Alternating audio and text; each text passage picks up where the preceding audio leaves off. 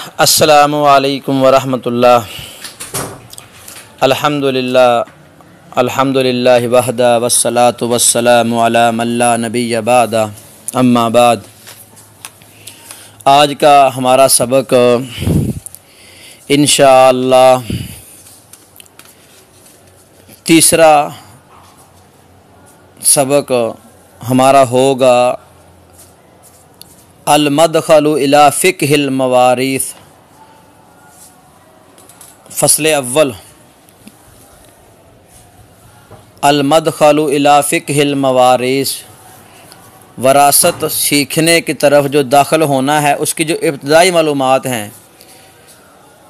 तो इस फ़सल में टोटल 5 चीज़ें हम पढ़ेंगे। 5 बहूस का ख़ुलासा और कुछ मुंदरजात मैं आपके सामने रखूँगा। सबसे पहले, अगर कोई शख्स फ़ौत हो गया है तो अल हुकूकुल मुतअल्लिक़तु बित्तारिक़ति, वो हक़ कौन कौन से हैं जो फ़ौत शुदा के छोड़े हुए माल के साथ मुंसलिक हैं। ये है फ़स्ल अव्वल में पहली बहस। दूसरी बहस है अरकानुल इर्सी, मीरास के रुकन कौन कौन से हैं।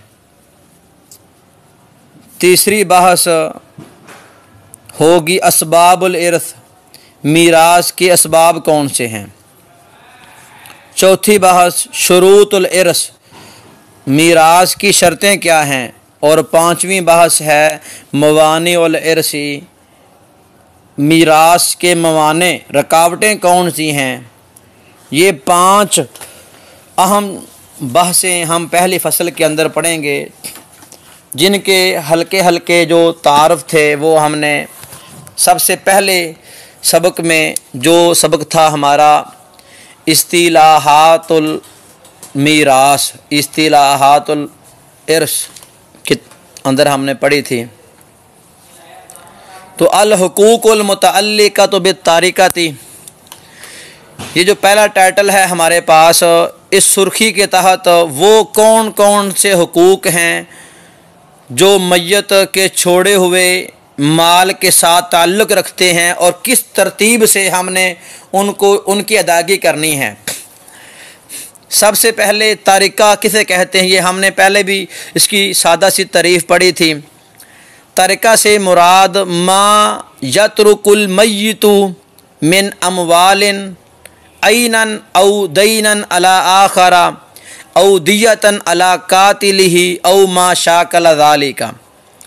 तारिका से मुराद वो सब कुछ है, वो सारे माल हैं जो मय्यत छोड़े, चाहे तो उन मालों की जसामत मौजूद हो या वो माल किसी और के ज़िम्मे हैं, या मय्यत को किसी ने कत्ल किया था और उसकी दियत किसी के ज़िम्मे है। जो दियत है वो भी हकीकत में मय्यत का छोड़ा हुआ माल है, या इस जैसा मय्यत ने किसी से कर्ज़ा लेना था वो भी मय्यत का माल है। ये है तारिका। तो जब तारिका जो माल हैं मय्यत ने छोड़े हैं, उनकी कुछ भी किस्में हैं, वो नकदी की शक्ल में है, सोने चांदी की शक्ल में है, वो ज़ेवरात की शक्ल में है, ज़मीन की शक्ल में है, लोगों से कर्ज़ा लेना है, गाड़ियों की शक्ल में है, बंगलों की शक्ल में है। तो ये है तारिका।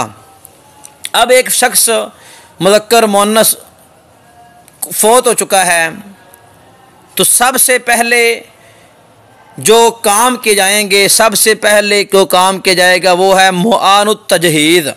मुआनुत तजहीज़, तजहीज़ तकफ़ीन, मय्यत को जो हमने तैयार करना है कब्र के लिए, गुस्ल देना है, उसको नहलाना है, उसको लिबास पहनाना है, कफन पहनाना है, लेकर जाना है, कब्र की खुदाई है, कब्र के ऊपर स्लैपें हैं, ये सारे मामलात जो हैं सबसे पहले तरका में से ये अदा की जाएगा। लेकिन यहाँ पर एक बात ये भी समझी जाए कि आइमा सलासा के यहाँ सबसे पहले मय्यत पर जो बेआइनी ही मैयत के ऊपर कर्ज है, सबसे पहले कर्ज को अदा किया जाएगा, क्योंकि जो कर्ज है वो मैयत के तरका में से है ही नहीं। जो मसलन मैंने 1000 रुपया किसी का देना है तो उस 1000 का मैं तो मालिक नहीं हूँ, वो तरका में कैसे शामिल हो, तो किसी और का है। तो और दुजून जो हैं कर्ज, इनको अदा करना फ़र्ज़ है। और तजहीज़ व तकफ़ीन ये मुसलमानों पर फ़र्ज़ किफ़ाया है। तो ये बात थोड़ी सी अहम नोट के ज़रिए याद कर ली जाए, समझ ली जाए। तो मुआनुत तजहीज़ जो मैंने चीज़ें बताई हैं, कफ़न है, गुस्ल है, कब्र है, इसमें इसराफ़ नहीं करना। और जिन चीज़ों को शरीयत ने मशरू नहीं किया, हलाल नहीं किया, उन चीज़ों में पैसे उड़ा नहीं देने। मसलन आप 1500 2000 जो जनाजे में बंदा आया हुआ है उनको VIP लग्जरी खाना खिलवा दें मैयत के तरका में से, ये तो माल को हला करना है। या आप कहें भी फ़लाँ मदरसे के तलबा को बुलाया जाए, हमारे बाबा जान के लिए वो दुआ खैर करे और हर तालिब इल्म को 2-2 हज़ार 4-4 हज़ार रुपये दिए जाएँ। या कब्र को पक्का किया जाए, दीगर बिदआत वहाँ पर की जाएँ, तो ये जायज़ नहीं होगा। जब मैयत के तरका में से मुआनुत तजहीज़ कफ़न दफन की चीज़ें जो हैं वो अदा कर ली गई हैं, फिर जो माल बाकी बचा है, यानी ये तरतीब ज़हन में रखनी है आपने। पहले कफ़न दफन का ख़र्चा निकाला जाएगा तरके में से। नंबर 2 पर क्या होगा, जो माल बाकी बचा उस माल में से अद्दयूनुल मुतअल्लिक़तु बित्तारिकति ऐनिहा, वो कर्ज़े अदा किए जाएंगे जो मैयत के छोड़े हुए माल के ऐन से ताल्लुक़ रखते हैं। क्या मतलब, मरने वाले ने ट्रैक्टर लिया था किसी से, वो ट्रैक्टर उसके पास मौजूद है, तो वो ट्रैक्टर फ़ौरन बताते खुद वापस किया जाएगा। सोना लिया था, सोना वापस किया जाएगा। ये मतलब है सबसे पहले वो माल जो मैयत के पास बेआईनी ही अपनी असल हालत में मौजूद है। मसलन किसी शख्स ने इस मरने वाले के पास ज़िंदगी में कर्ज इसको रहन दिया हुआ था, कोई अपना माल गिरवी रखा हुआ जिसके पास, वो माल वापस किया जाएगा। या कुछ छुपाया दिया हुआ था वो वापस किया जाएगा। तो सबसे पहले कफ़न दफन के मामलात, फिर जो दुयूनुल मुतअल्लिका असल माल से ताल्लुक़ रखते हैं वो अदा की जाएंगे। और तीसरे नंबर पर है अद्दयूनुल मुतलक़तु फ़ी ज़िम्मतिल मय्यित, मुतलक तौर पर कर्ज़े जो मैयत ने देने थे लोगों के, वो अल्लाह के कर्ज़े हों या किसी बंदे के देने हों, तीसरे नंबर पर वो दिए जाएंगे। क्या मतलब है, मसलन मैयत ने, मरने वाले ने ज़िंदगी में किसी से कर्ज़े हसना लिया था, या अपनी बीवी को उसने हक महर देना है, या किसी सामान उसने लिया है तो उसकी कीमत देने वाली रहती है, या कि कोई मज़दूर उसने घर में लगाए हुए थे उनकी मजदूरी रहती है, तो ये सब कुछ दिया जाएगा। ये चीज़ें जो बंदों की इसके ज़िम्मे थी, ये उसके माल में से अदा की जाएंगी। और जो अल्लाह के हकूक़ हैं, मसलन ज़कात थी, साल पूरा था माल को, तो डेथ हो गई, ज़कात उसने देनी थी, ज़कात उसके बोरा सा अदा करें। या कफ़ारा उसके ज़िम्मे था कोई, वो अदा किया जाए। या हज और उम्रे की उसने वसीयत की हुई थी, वो अदा किया जाएगा। ये अल्लाह के कर्ज से जो इस बंदे के ज़िम्मे थे। और चौथे नंबर पर वसीयतुल मय्यिती, मैयत के तरके में से वसीयत को नाफिज़ किया जाएगा। वो वसीयत जो माली वसीयत है, मरने वाले ने अपनी ज़िंदगी में गवाहों की मौजूदगी में तहरीर लिख के अपने पास रखी थी, या उस वसीयत के कोई गवाह मौजूद हैं, तो उस वसीयत को नाफिज़ किया जाएगा। तो वसीयत को नाफिज़ करने से पहले ये बात ज़हन नशीन कर ली जाए कि मैयत का जितना माल बाकी बचा है कफ़न दफन के मसाइल से, कर्ज अदा करने के बाद जो बाकी बचा है माल, उस माल में से तीसरे हिस्से की, अगर मैयत ने वसीयत की थी तो तीसरे हिस्से की वसीयत लागू की जाएगी। अगर तीसरे हिस्से से वसीयत ज़ायद है तो वो लागू नहीं होगी, बल्कि उसको कम करके 1/3 पे लाया जाएगा। मतलब क्या है, अगर मैयत के कफ़न दफन कर्ज़े उतारने के बाद उसके पास पैसे बचे हैं 99 रुपीज़, 99 रुपये, तो मैयत ने वसीयत की तीसरे की, तो 33 रुपये वसीयत लागू कही जाएगी। 33 पैसे वसीयत को बढ़ाएंगे नहीं। दूसरी चीज़, जो वसीयत करनी है वो वरासा के लिए ना हो। तो वरासा हमने पहले दर्स में सीखा था, पढ़ा था कि वरासा दो तरह के हैं, एक है असहाबुल फरूज और एक है आसाबा। फ़र्ज़ी हिस्से जिनको मिलते हैं उनके लिए भी वसीयत जायज़ नहीं होगी और आसाबा के लिए वसीयत जायज़ नहीं होगी। तो वसीयत किसी वारिस के लिए नहीं होगी। अगर वसीयत सुलह से ज़्यादा है 1/3 से फिर भी नाफिज़ नहीं होगी।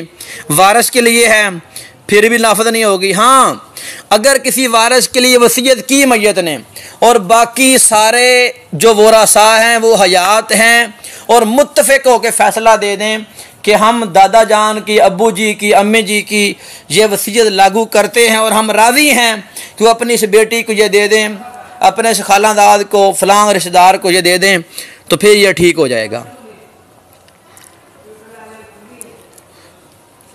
और अगर मैयत की माली वसीयत में ये चीज़ शामिल है कि वसीयत रब की नाफरमानी में है, मैयत ज़िंदगी में आखिरी याम में कहता है मैं फ़ौत हो जाऊँ, मेरा दरबार बना दिया जाए, मेरे मरने के बाद 25 मेरे माल में से 25 ऊँट, 25 लाख रुपया, फ़लाँ एकड़ ज़मीन वो फ़लाँ दरबार को हिबा कर दी जाए, वहाँ मेले ठेले ये इंतज़ाम किया जाए, या फ़लाँ स्थान पर जाकर फ़लाँ बुत की कब्र पर जाकर इतने पैसे इन्वेस्ट किए जाएं, तो ये मासियत वाली जो वसीयत है ये लागू नहीं होगी।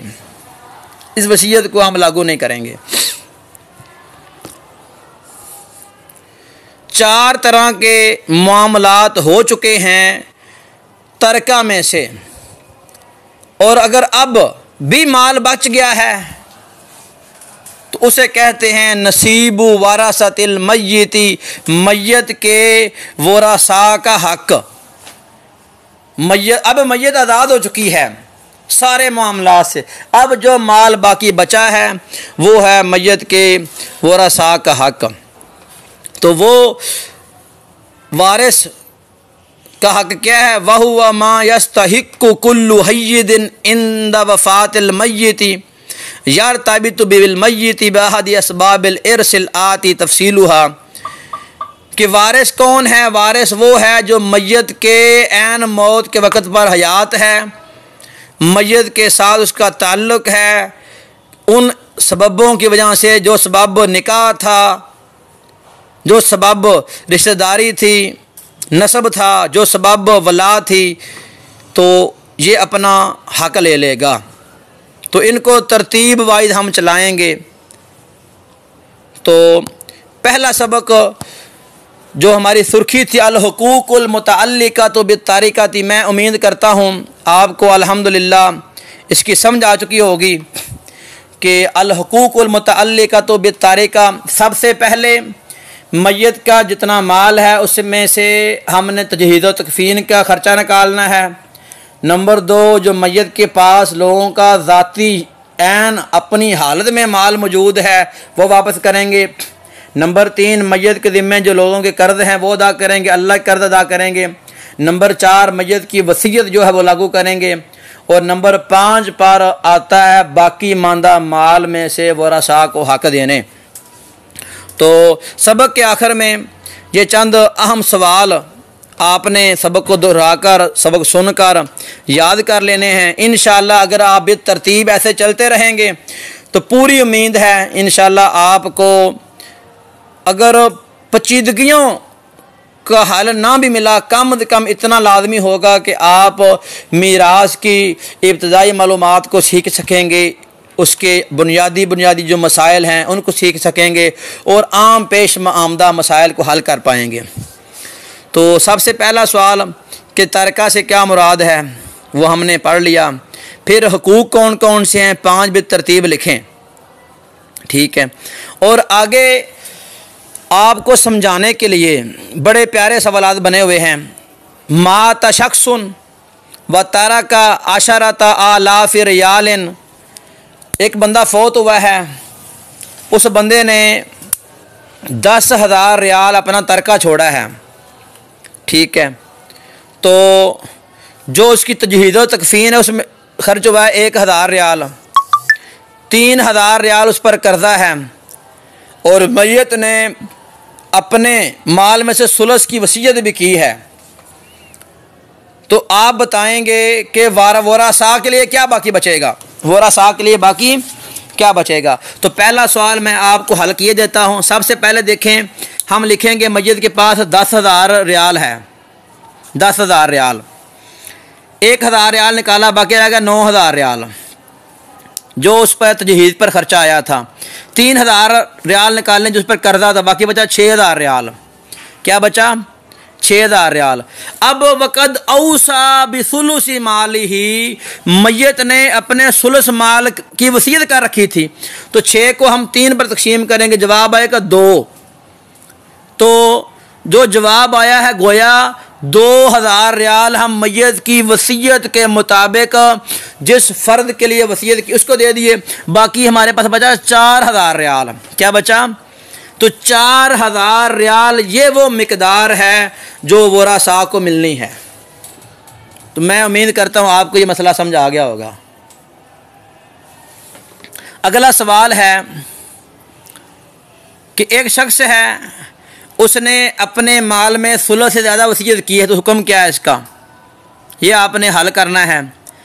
5वां सवाल है, एक शख्स ने जो फौत हुआ, उसने फौत होने से पहले अपने बेटों में से किसी एक बेटे के लिए इस ख़ास जो मिकदार है पैसों की वो वसीयत कर दी, इसका हुक्म क्या है। 6वां सवाल है कि मैयत ने वसीयत की कि उसकी कब्र पर